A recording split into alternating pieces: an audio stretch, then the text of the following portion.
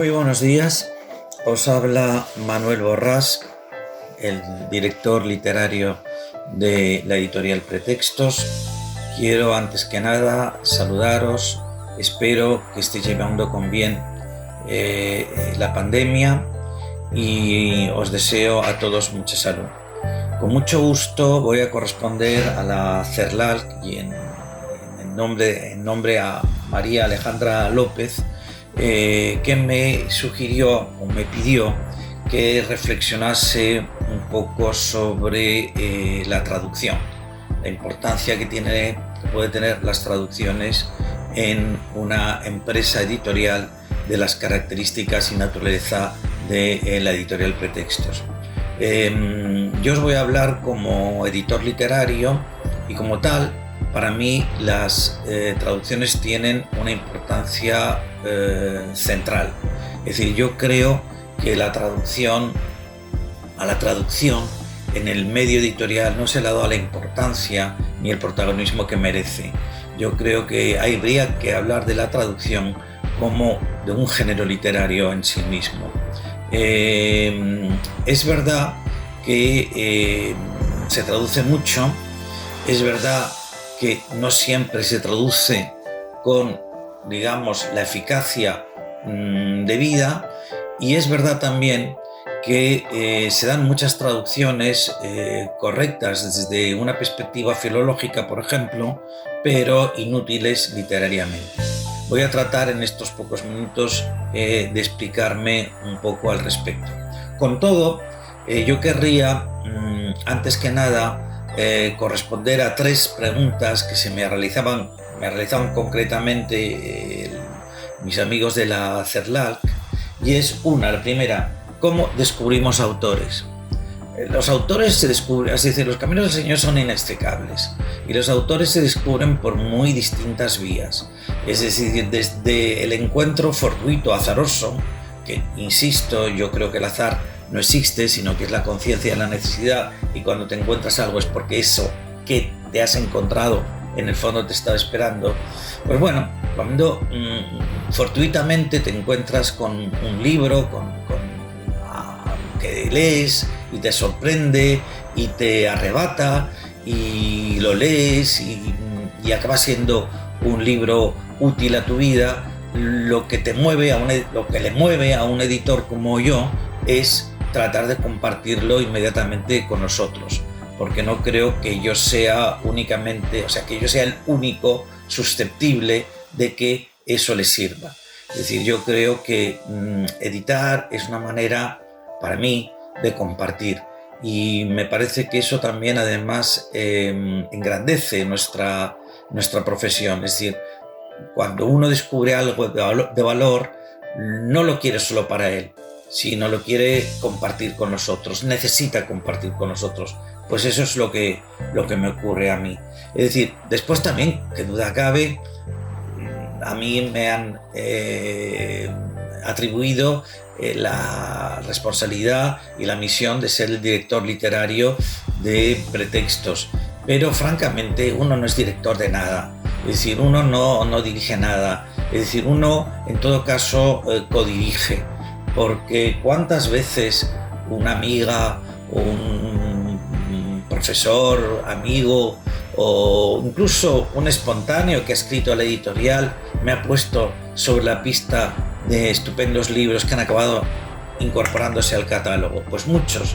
Es decir, yo creo que esta no es una labor que se individualice, es una labor casi os diría que polifónica. Es decir, estamos interviniendo muchos a la hora de perfilar o constituir lo que puede ser un catálogo ideal. Por lo menos es mi caso, yo no presumo de nada. Creo que además esa labor colectiva es también hermosa, y en fin, los libros, cómo descubrimos a los autores no tiene mayor secreto que ese. Es decir, estar atentos, tener buen oído, ser sensible a aquello que te puede llegar, y después aplicar, desde luego, en la selección, porque esa es la pregunta del millón, criterios puramente subjetivos.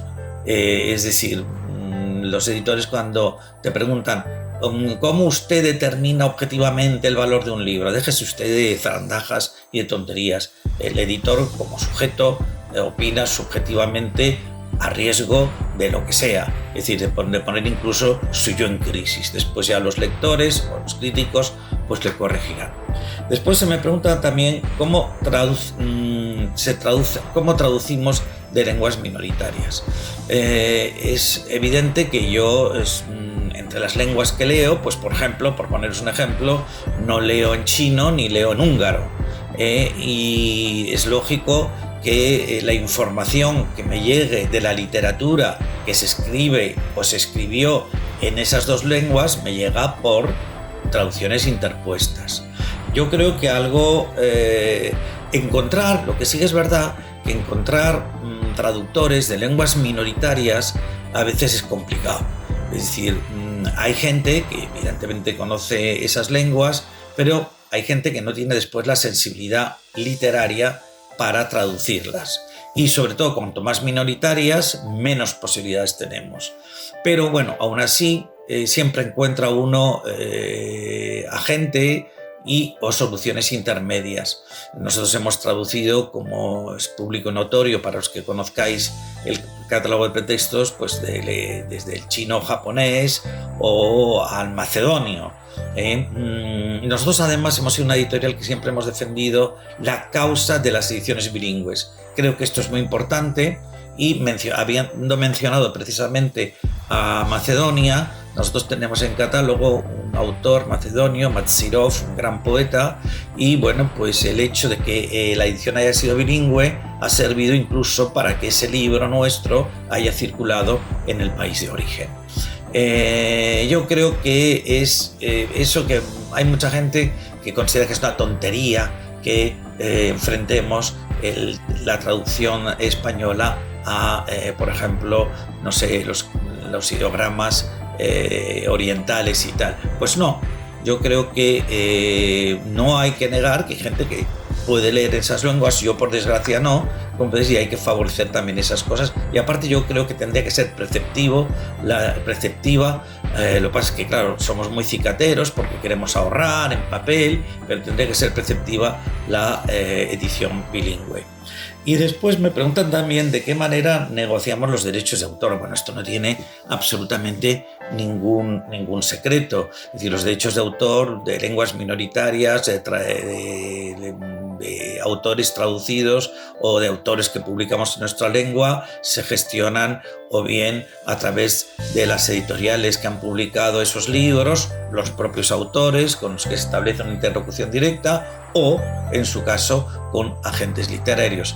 Esos agentes culturales que están tan mal vistos, pero que nosotros vemos con total y absoluta normalidad y con los que hemos tenido, por la general, una buena relación. Siempre y cuando, claro, haya habido, porque que ser agente cultural como ser editor no garantiza el ser una persona culta. Siempre que haya habido una persona detrás del agente cultural, literario, una persona culta y educada, pues no ha habido ningún problema. Yo creo, además, también que para terminar, yo he contestado las preguntas que me planteabais. Para terminar, quiero decir que un editor en nuestra lengua que se precie debería incorporar al español, pero en sus distintos tonos, es decir, a los españoles de América, que es el mismo español, pero habría que incorporarlo también al acervo editorial de uno. Es decir, yo creo que es muy importante que no solo suene en un catálogo con vocación americanista como el nuestro, el español que hablan casi 50 millones de ibéricos peninsulares, sino el español de América también. Esa ha sido nuestra intención, creo que lo hemos logrado, y eso ha hecho también que Pretextos sea vista en América como algo también propio. Nada más, muchas gracias, e insisto también en lo mismo, desearos a todos que paséis felizmente esta pandemia y desde luego que los daños colaterales sean los menores.